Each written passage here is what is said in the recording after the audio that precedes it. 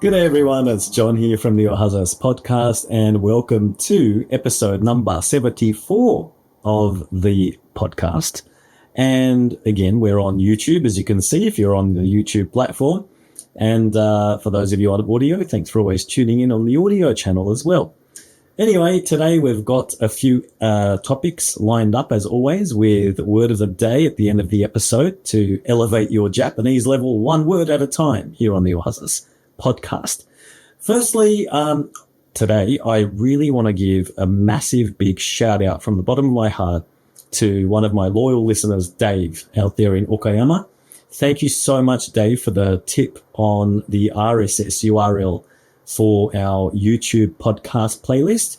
And thanks to that tip, we were able to import all of our audio podcasts before episode 69, because that's where we started doing YouTube video versions of the podcast. And so now you can find episodes 1 to 68 right here on YouTube if you're on YouTube. And they came in automatically. We didn't even have to convert them to video or anything. That's how Dave ended up chiming in. I was in the process of converting those audio files into videos using Adobe Premiere Pro, and it takes a while to, it sounds easy, but when you've got 68 of them to do, it can take a while because you have to load them up, render them as MP4 files, and then upload them one by one to YouTube. And as I quickly found out, there's a limit to how many videos you can upload in one go or in one day on YouTube. So it was a bit of a hassle. And to be honest, Dave, you probably saved me about, I'd estimate, 1 to 2 weeks of work on that, because I can only dedicate about 1 to 2 hours a day to that kind of thing. And it would have taken me a while, to be honest. So thank you very much for that. You saved us a lot of time and a lot of pain, I think, in the process as well. So now we've got 2 neat playlists on our YouTube channel. We've got the audio-only versions of the podcast, and we've also got a separate podcast playlist for the video versions as well. So hopefully that's easy to access for everyone. If you've got any questions, let me know. Feel free to, you can contact me via the comments down below, or you can send me a message or a tweet out on the X platform at Ohazas Podcast. All right, everyone. So we're going to start off today's episode with something I don't usually talk about. I don't go into very serious kind of economic related topics, things like politics or economics, things like that. But this caught my eye, and it was something reported by Mainichi News that I saw about inflation and how it's affected the price of the old snack called umaibo. Umaibo, if you don't know, they're like cheezels, puffed corn, cheese powder covered snacks, but they're like a long stick version. They're about maybe 15 centimeters long or so, and they sell them individually wrapped. And they're very popular with kids, and you'll often see them being handed out at summer festivals, matsuri, that kind of thing. And these have gone up by 3 yen, a whopping 3 yen. That might not sound like much, but as a percentage, it's actually quite staggering. They've gone up from 12 yen per piece to 15 yen. That's a massive 3 yen jump on something that costs 12 yen. As a percentage, I'm not good at math, but I think it's about over 20% of an increase, because 10% would be 1.2 yen. So 20% would be 2.4. And this is a 3-cent rise. So yeah, it's over 20%. Now that's quite significant when it comes to something like inflation numbers. But so if you're a grandparent or a parent and you buy your children umaibo, you might have to cut down on the spending to keep within your budget this season. Okay, so that was the first thing on our list. Next up, I want to go into a bit of a Japan life hack. Now, this might not sound all too exciting, but I got really excited about this because I saved a bunch of money and I'm very happy with my purchases. And I really wanted to share that information with you. So the first thing that I got was a sofa.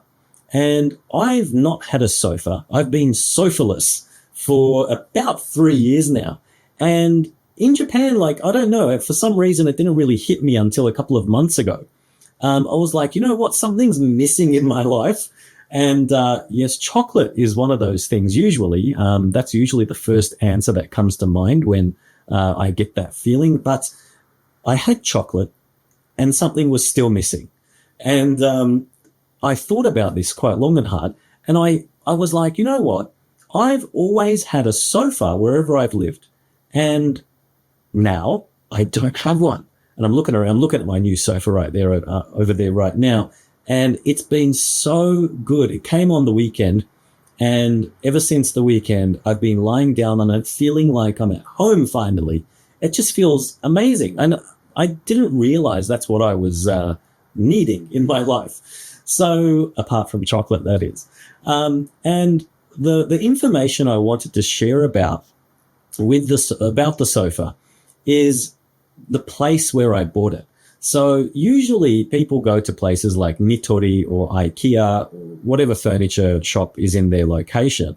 And I did the same. I went to Nitori, down near Nagoya Station. There's a really big Nitori place with a big showroom. And they had about, I don't know, maybe about 15 or 20 different models of sofa.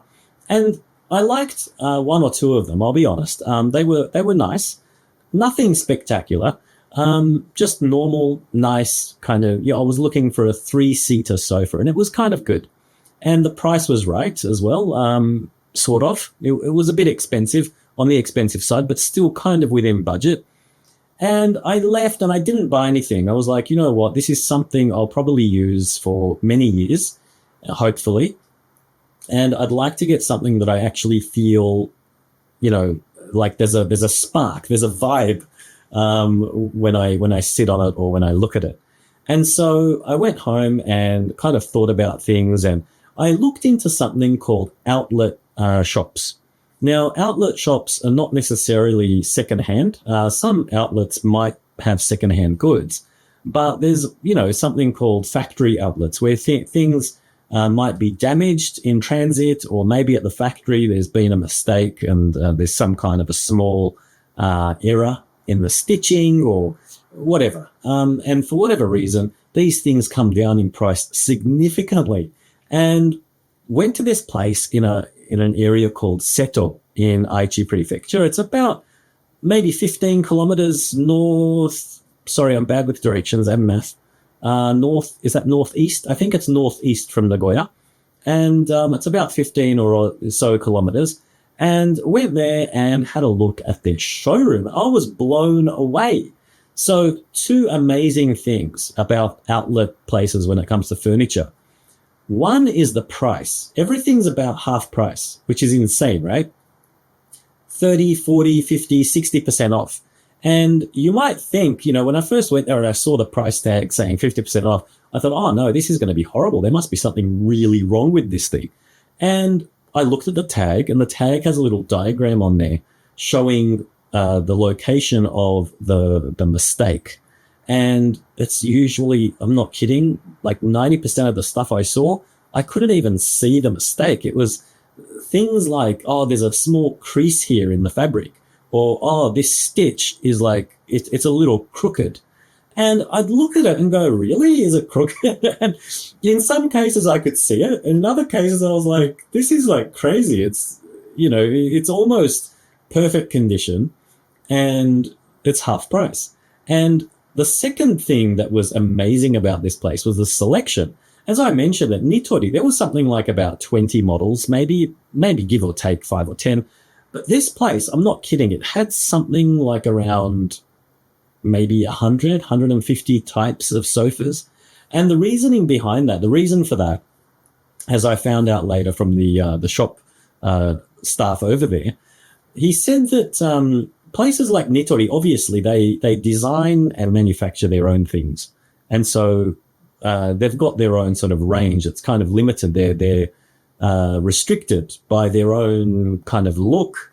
And when it comes to the outlet, they're not restricted by that because they deal with many different manufacturers. So they're not dealing with just the one style. So you'll actually see that on the showroom. In the showroom, you'll see that they have very different styles. You can find things that are very elegant and sophisticated, and you can find things that are very casual or very vibrant and colorful and very young. So it covers everything. And so I was very, very excited when I went to this place, and I decided on a nice 3-seater sofa, and it only cost me about 55,000 yen, including delivery. Oh, sorry, it was about 59,000 yen, including delivery. And the only sort of anxiety I had was not even related to the quality of the product. When I was filling out the paperwork and, the delivery forms and things like that, the gentleman actually told me that there is a small risk that because it's a 3-seater sofa and it has like a high-ish back, he said it might not fit through your door. He said there are rare situations where things might not fit. And if that happens, what they do is that they cannot refund the delivery fee, which is, I thought, was reasonable. I mean, they're obviously spending time and they're loading it onto the truck, and it's not their fault that it doesn't fit into your through your doorway. So I thought that was kind of reasonable. And he said, what will happen is you'll have to come back and we'll find something more suitable that should fit through your doorway. And so that was one thing I was anxious about until the delivery date. And when that when they actually came on Saturday, it was such a relief. There were 2 delivery guys, and they were sort of saying like, oh my goodness, it's actually kind of a bit of a worry, isn't it? And they had to try a couple of angles, and eventually they found the angle that worked, and it came inside, and it's like, it's right here now, and it's been fantastic. So that's the first tip I wanted to share today when it comes to buying home furniture. The second one I wanted to share is this beautiful office chair I'm sitting on right now. Now, my old office chair was, it had some problems. I'd been putting up with it for about 6 months. And since about 2 or 3 weeks ago, the problems started getting worse, and it reached a point where it was time to replace it. The bottom, I'm not sure about the technical words for the parts of a chair, but there's a center pillar in the middle of the chair that, turns around. That pillar was actually slowly making its way through the collar where the wheels meet at the bottom. And so that was starting to touch the ground, and it eventually went so low that it was scraping against my carpet, not carpet, but my chair mat when it was sliding on and off that chair mat. So that was a big problem, obviously, because it's going to damage. And the chair itself was actually not very comfortable as well, but I'd been putting up with it until now. Anyway, long story short, I looked up a place where they sell secondhand office furniture. And I looked this up in Google, obviously, because I don't know where they are off the top of my head. So I looked one up, and I found one locally, and it was about 30 minutes on foot. And I found it, and I went there, and they had a bunch, like I'm talking a bunch of chairs. And they were all in, not all, but mostly, I'd say about 80% of the chairs I saw were in very, very good condition. If you were to rank them from A to C, I'd say most of them were like between A and B. Okay, some of them were A, some of them were B. I don't think I saw any that were C. So very good condition and quite reasonably priced. And I'm not a professional when it comes to chair prices. So I wasn't too sure what I was getting myself into. But I knew from when I was at Nitori a few weeks ago, when I was initially looking for my sofa, I had a look at some chairs over there, and the cheapest chairs I saw, which were decent-ish, were about 25,000 yen or 20,000 yen, and they went all the way up to something like 160,000 yen, which is ridiculous, in my opinion, for an office chair. If you have one, please let me know. Is it worth spending that much money on an office chair? I'm not sure, but I sat on one, and to be honest, I couldn't feel the worth of it. But anyway, back to the story. So I went to this place, and the guy showed me 3, 4, 5 different models, and I sat on them and I tried them out.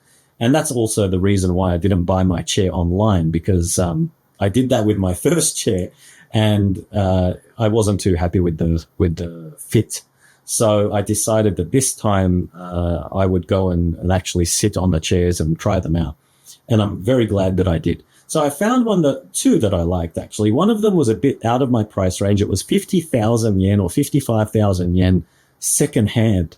It was very comfortable, but I thought, you know what, it's a bit pricey. We got something else. So I pulled something else out, and it was about 21,000 yen, something around there. And it was pretty much equally comfortable.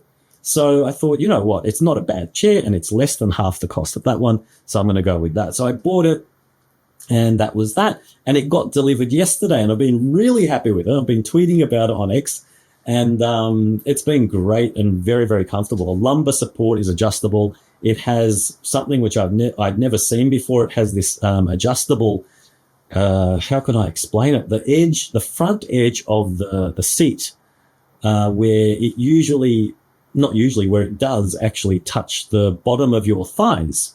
That edge there, and I actually hadn't noticed this until I started playing with this setting, is that it can dig into the underneath your thighs. It can actually dig into that meat there, the muscle.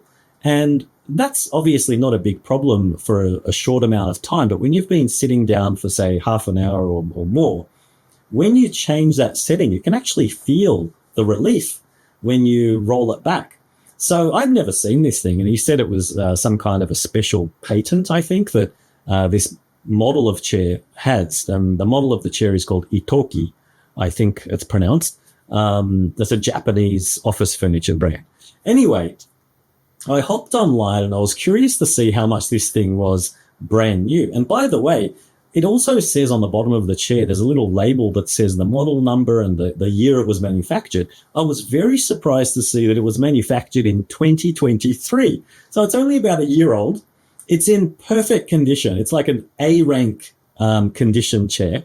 No blemishes, no damage, nothing at all. And it's extremely comfortable. It's got adjustable elbow rests. It's got armrests. It's got adjustable lumbar support. It's got obviously reclining and up and down, and the feature that I mentioned about the bottom edge of the chair that you can adjust the length of the seat, all that kind of thing. And I was very surprised to find out that this thing costs about 90,000 yen brand new. That's like $900. And I got it for 22,000 yen, which is like just over $200. And I thought that was a steal, and it's blown me away. Anyway, that's obviously something I thought it was worth sharing with you guys. If you ever need any office furniture or anything, make sure you go to Google and do a Google search for your local secondhand office furniture store, because I'm pretty sure you're going to be very surprised and pleased with the bargains that you can find there. Anyway, that's all about the office furniture and the furniture sort of stuff. A big topic. Sorry if I rambled on. Next up is another little hack that I came upon about maybe a week or two ago. I tweeted about this, and this was actually something that I had heard about a few years ago, and I had never bothered to do it. And this is something in Google Photos, and you basically you can order a photo through 7-Eleven. 7-Eleven's multi-copy machines actually have a photo printing feature. And I had never used this feature until last week or 2 weeks ago. And I knew about it. I knew that you could order photos, but I had always thought that you had to sort of pay by credit card or something. And I always thought that'd be a hassle to do. And so I was a bit hesitant, but I actually did need a photo printed. And so it was like a family photo that I really sort of wanted to have right there and then. And I bought a frame a couple of weeks ago. Sorry to sort of go off track, but I'll explain the story behind it. I bought a frame a few weeks ago, and a picture frame. And I wanted to decorate an old family photo that I had taken many years ago. And I wanted to have it at home. Again, like it's sort of connected to the theme of getting the sofa as well. It's like I want to make my home feel more like home. So, so I did that. So I got that frame. And I wanted the photo. And there's another company which I usually use when I want to print out, a large number of photos, and they're called Shimoma. And they're, I think, located in Kyushu. But I've never ordered just the one photo. And to be honest, I don't think they would.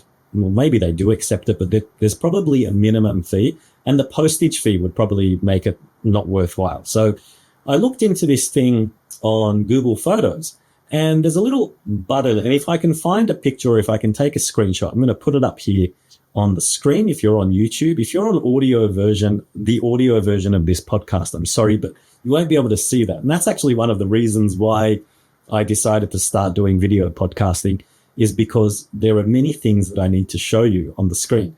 So hopefully I can find a screenshot and put it here. And so you just click on that or tap on that order photo option, and it gives you instructions on what to do. And the good news is that you don't actually need to make any kind of payments. You don't need to sort of pay by credit card or PayPal or anything. The payment process is actually done at the machine in the 7-Eleven store. And I thought that was a fantastic, a fusion of digital and analog kind of systems working together to deliver something that's very convenient to the end user. So big thumbs up to 7-Eleven and Google Photos. I think it's really nicely implemented, and I had no problems whatsoever following the instructions for something that I had never done. And honestly, I thought usually I have trouble with things like that on the first go. But with this, I had no problems whatsoever. So the basic rundown of of what happens is that you press on the order button, and then you get a little pop-up message, and it says that we will send you a code within the next few minutes to both your app and your email address. And that actually happened. I think it took about 2 to 3 minutes. I got these 2 codes. One of them is the net print code, I think it was called, and the other one is the password.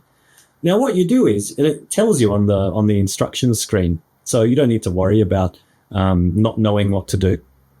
You go to the multi-function photocopying machine that can be found in all the 7-Eleven stores around the country, and you can go to any. It doesn't need to be the one that's closest to you when you made the order or anything like that. You can go to any 7-Eleven store because it's based on the codes that you're given. So you go to the machine, and there's a big touchscreen panel. I'm sure most of you who have used 7-Eleven know about this machine, and it has a big touchscreen panel. You just press on the button that says net print, and it prompts you for the codes, and you just enter the codes as they're shown in your email or app, and a thumbnail is shown of the actual photo that you've ordered. And it's just, I was blown away. I was like, wow, this is pretty cool.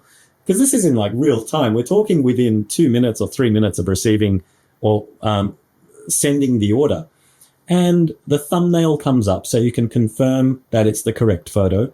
And you enter the number of copies that you want, and you put your money in. I paid by cash, and it was 40 yen for the one photo. And it takes about 30 seconds or so to print it. And it was perfect. The quality, the speed, the whole experience, I was very, very satisfied with that experience. And I thought it was very useful.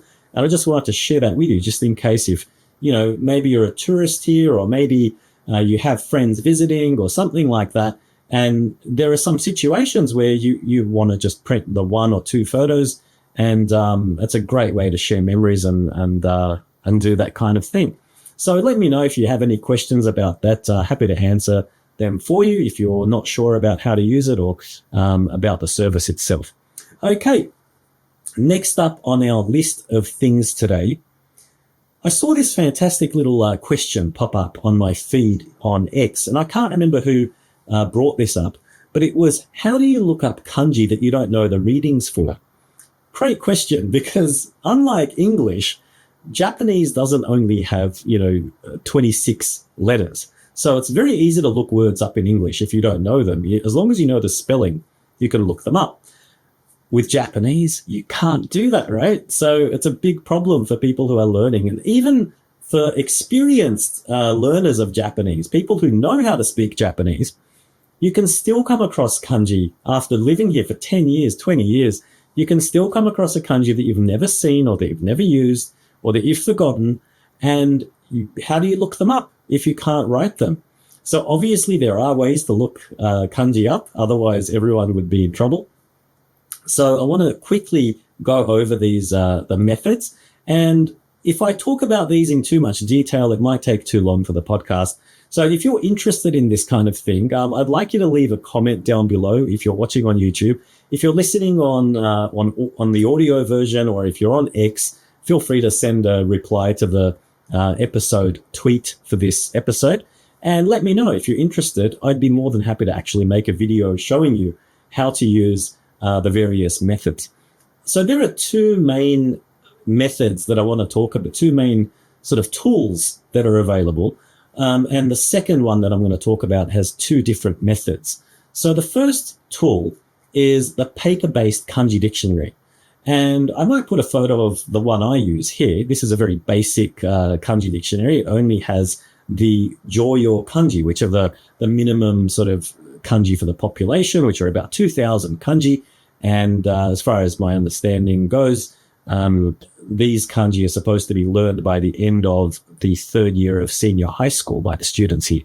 And with these Kanji, you can actually get by with most things. So, you shouldn't have any trouble sort of reading books, reading magazines, going about your life, doing all of the basic things.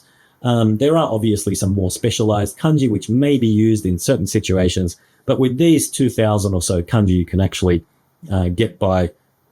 So, it's more than enough actually to get by in Japan. So the paper-based Kanji dictionary has a couple of ways how you can search for Kanji. One is stroke order. So you can actually count. If you count the number of strokes in a Kanji, like if you count that it has 10 strokes, you can look in the index of your Kanji dictionary and look under 10 strokes, and it'll have a list of all the Kanji that exist that have 10 strokes.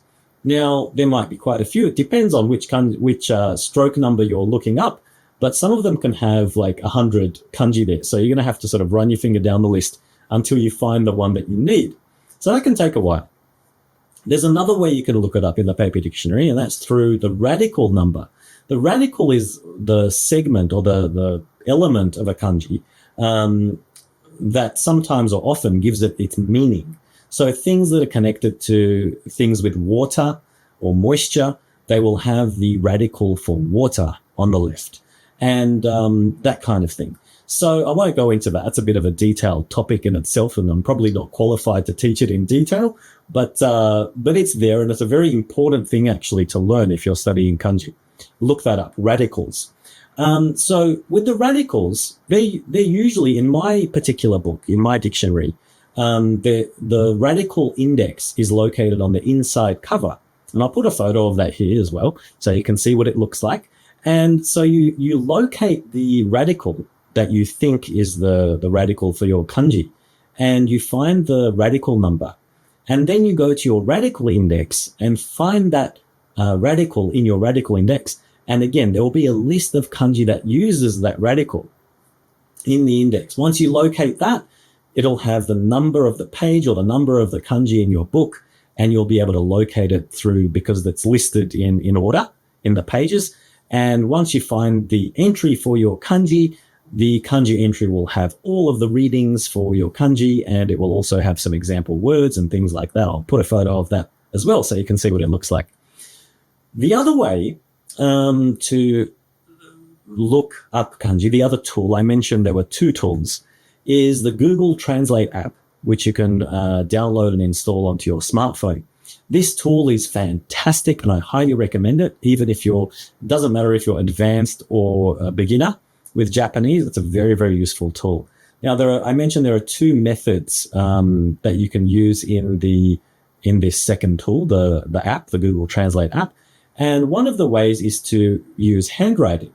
If you're not really familiar with the Japanese language, it might be difficult to sort of guess and try to write that down with your finger. So this probably isn't the ideal way for most people who aren't familiar with Japanese. But if you have some kind of a foundation in writing basic Kanji, you should be able to give it a shot. And the amazing thing about the Google Translate app is it's ridiculously good at guessing and knowing which Kanji you're trying to write. I've used some old apps in the past where you had to basically write it in the perfect order and it had to be perfect in order for the app to recognize the kanji. Now, that's kind of not realistic for someone who doesn't know the kanji, who's trying to look up that particular one. It's really hard for them to write it correctly in the correct stroke order. So it's a fantastic thing that the Google app does with character recognition. And you'll find that in most cases, it will actually show you the correct kanji that you're looking for. The second way is incredible. It's like magic. And this has been around for a couple of years, but it just seems to get better and better. You take a photo of the thing that you want to read, and the Google Translate app includes an optical character recognition module, which is part of the whole package, and it automatically translates whatever text you've taken a photo of, and it will overlay the translated text on top of the Japanese. Now, you might say, well, how can I learn how to read the Japanese if it just puts the English on there? Well, there is a way. You actually just need to tap on one of the buttons there that says take this text to the app and to the main app area. And that will actually then show you the English pronunciation for all of the text that's there. And you can obviously copy and paste or just do that for whichever parts of the text that you need. And so it's a fantastic feature. I highly recommend looking into that if you don't already use it. I know most of you who are familiar with looking up kanji probably use this feature already. But if you don't, I highly recommend it. Again, if you have any questions about it, or if you don't know what the hell the Google Translate app is, feel free to ask me in the comments or on X, and I'd be more than happy to help you out. Hopefully, the photos and things I put up here on the screen can help you out, and it answers your questions. Anyway, so we have reached the end of our episode. Thank you very much for hanging in there. It was a bit of a long one today, or was it? These things, for me, they seem to fly by because I get really, as you can probably tell, I get really excited about these topics. And when you're excited about something, you just sort of can't stop talking about them. And, I tend to go off and talk for ages. But we have reached the end of our episode, and we are at Word of the Day. Today's word of the day, as always, is connected to one of our topics that we've spoken about during the episode, and we spoke about secondhand office furniture. So I think a very useful word that you'll need when you're searching for secondhand stuff, be it furniture, electrical appliances, clothing, whatever, is the word chuko, which means secondhand. And I'll put that I put that down in my YouTube videos down below here, and I always put them up on my X feed as a nice little graphic card, and they contain the kanji, the hiragana, and also the pronunciation written in the alphabet, in the English alphabet, with a small explanation below that as well. And I always put a little hashtag with my X word of the day posts, and that is Ohazas, WOTD. And if you click on that hashtag in X, you'll actually be able to see all of our word of the day words from the past as well. Okay. Thanks very much, everyone, for watching and for tuning in. If you found any of the information in this video or podcast useful, please give me a thumbs up and support the channel. Subscribe if you haven't already, and please share it with your friends and family who are also interested in Japan and Japan-related stuff. Thanks very much, and till next time. Bye for now.